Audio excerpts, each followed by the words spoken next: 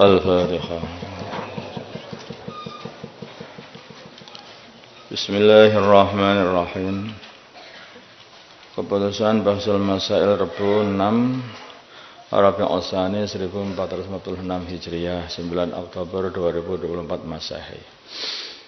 Memanfaatkan tanah pemakaman. Pak Andi adalah seorang penjaga pekuburan umum sekaligus sebagai tukang gali kubur. Dikarenakan ia tidak mendapatkan gaji dari profesi dia, maka ia memanfaatkan tanah kosong di pekuburan tersebut dengan menanami sayur-sayuran dan hasilnya untuk dia dan keluarganya. Pertanyaan, bagaimana hukum perbuatan yang dilakukan oleh Pak Andi sebagaimana dalam permasalahan di atas? Jawabnya, jika tanahnya adalah tanah wakaf atau tanah musabbal untuk pekuburan, maka hukumnya tidak diperbolehkan, maksudnya haram. Karena ini adalah termasuk perbuatan ghasab. Adapun hasil yang ia peroleh adalah halal. Hasilnya halal, dia sendiri yang menanam, bijinya dari dia sendiri. Dan milik dia. Hanya saja ia wajib membayar upah umum misli, mengembalikan tanah seperti semula. Upah karena menyewa tanah kayak-kayaknya. Upah umum atau upah misli dan mengembalikan tanah seperti semula, tidak boleh digarap lagi. Adapun upah seumumnya itu, upah untuk menggarap tanah itu, maka dikemanakan itu upahnya itu ditasarrufkan untuk kemaslahatan pemakaman. Dan juga termasuk kemaslahatannya adalah untuk membayar upah si penjaga kuburan. Jika tanahnya pada awalnya adalah tanah mawat atau tanah yang mati tidak bertuan, kemudian masyarakat terbiasa mengubur jenazah di tanah tersebut, maka menurut Ibnu Hajar tidak boleh juga menggarap tanah itu karena dihukumi musabbal. Dan menurut Imam Romli hukumnya boleh dan tidak dinamakan sebagai musabbal atau wakaf. Wakaf pun tidak, musabbal juga tidak. Nah, makanya akhirnya boleh digarap kalau itu tanah itu awalnya bukan tanah wakaf, tapi tanah mati yang oleh masyarakat di situ dibuat untuk pekuburan begitu saja, tidak diwakafkan. Itu boleh hal yang seperti itu digarap. Bacaan kunut di sebagian daerah ketika membaca sana, yaitu innaka la tahdi man ahbabta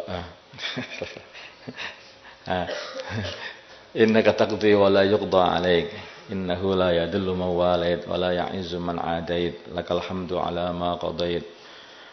Itu bacaan seperti itu biasanya kalau di daerah-daerah kan imamnya diam. Nah, biasanya di daerah-daerah, di kampung-kampung itu imamnya diam. Allahumma hdina fi man hadait, wa afina fi man afait, wa tawallana fi man tawallait, wa barik lana fi ma atait, wa qina wasrif anna syarra ma qadait, fa innaka taqdi. Diam. Tahu-tahu imamnya diam. Diam semuanya, diam semuanya. Terus wassallallahu ala sayyidina Muhammad. Allahu akbar. Kenapa kok tahu-tahu diam? Nah, ini bagaimana sebetulnya itu? Apa itu yang benar di dalam cara membaca kunut bagi imam? Di sebagian daerah ketika membaca pujian sana, yaitu fa innaka taqdi wa la yuqda 'alaik fa innahu la yadullu man walait wa la ya'izzu man 'adait, itu dalam kunut subuh imam melirihkan bacaannya.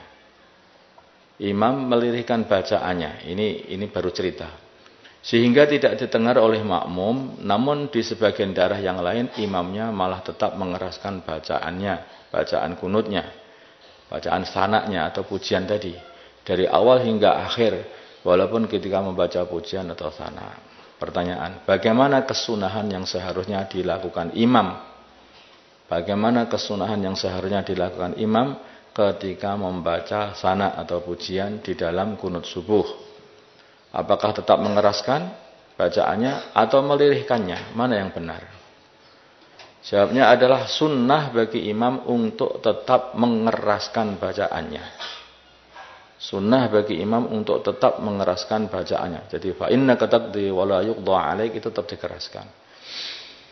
Mengeraskan bacaan kunutnya walaupun ketika sana atau pujian. Sekarang bagi makmum. Apakah kesunahan yang harus dikerjakan oleh makmum ketika imamnya membaca pujian atau sana? Jawabnya adalah ada beberapa pilihan.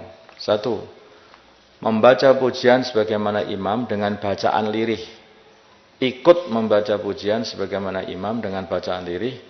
Dan ini yang paling utama. Jadi ketika imam membaca fa innaka taqdi wa la yuqda 'alaik, makmum membaca juga bareng sama imam itu dengan lirih tapi.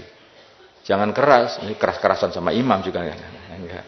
Nanti baca makmumnya yang lirih, yang keras tetap imamnya saja. Yang kedua yaitu mengucapkan asyhad Allahumma asyhad ana asyhad boleh saja atau nashhad juga boleh saja. Atau bala wa ana ala dzalika minasyahidin. Bala wa ana ala dzalika minasyahidin. Itu boleh dibaca seperti itu. Atau diam saja mendengarkan bacaan imam. Atau mendengarkan dengan bacaan imam. Dia mendengarkan saja.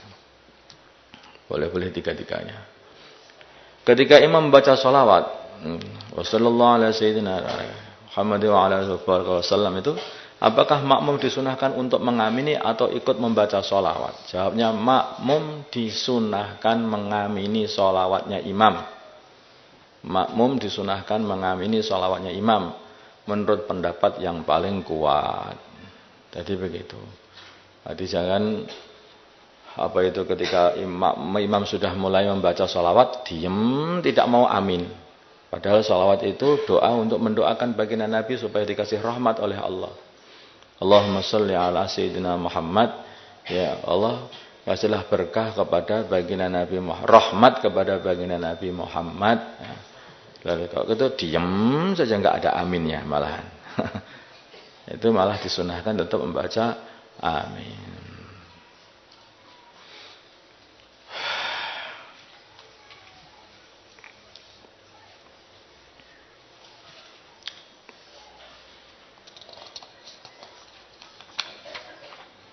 Kita amalkan insyaallah. Zakat dari perdagangan properti, yaitu perumahan dan sebagainya. Seseorang berbisnis properti dengan cara membeli tanah, kemudian ia membangun perumahan di atasnya, lalu ia jual tanah tersebut beserta bangunannya. Nah, ini permasalahannya. Pertanyaan, apakah orang yang berprofesi seperti ini dikenakan kewajiban zakat perdagangan, zakat tijarah? Jawab, wajib jika ia mencapai haul dan nisab. Jadi yang seperti ini dapat juga mendapat tijarah karena dia berdagang, yaitu jual beli rumah dan tanah tadi itu. Jadi rumah dengan tanahnya. Kalau sudah mencapai nisab, kemudian sampai satu haul, ya harus bayar zakat. Salat witir. Seseorang mengerjakan salat witir 2 rakaat sebelum tidur. Sebelum tidur baru 2 rakaat.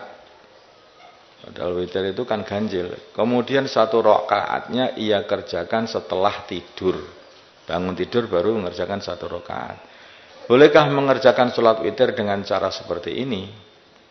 Jawabnya adalah boleh, maksudnya sah, tetapi khilaful afdal. Nah, yang afdal ya dikerjakan langsung saja, yaitu 3 rakaat. Yang paling afdal dikerjakan setelah akhir daripada malam, yaitu ketika tahajud itu. Akhir malam itu kerjakan langsung 3 kali atau 11 kali boleh. Atau minimal 1 kali. Nah, tapi jangan terus-terusan. Itu. Kemudian kalau sudah witir, makanya mungkin Ramadan, kemudian sudah sholat witir pada bulan Ramadan setelah sholat tarweh, ya, kita semuanya witir. Terus malam sholat tahajud, bagaimana ini? Ya, kalau malam itu mau sholat tahajud, witirnya sudah cukup, tidak butuh witir lagi. Sudah cukup witir yang awal itu saja sudah cukup. Nanti tinggal sholat tahajudnya genap.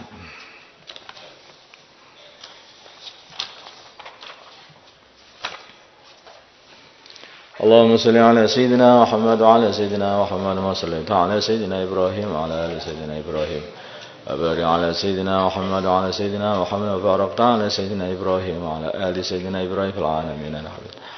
اللهم ارحم أمة سيدنا محمد، اللهم اغفر لأمة سيدنا محمد، اللهم أصلح أمة سيدنا محمد، آله بين قلوب أمة سيدنا محمد، اللهم انصر أمة سيدنا محمد، اللهم انصر سلطانا نصيرا.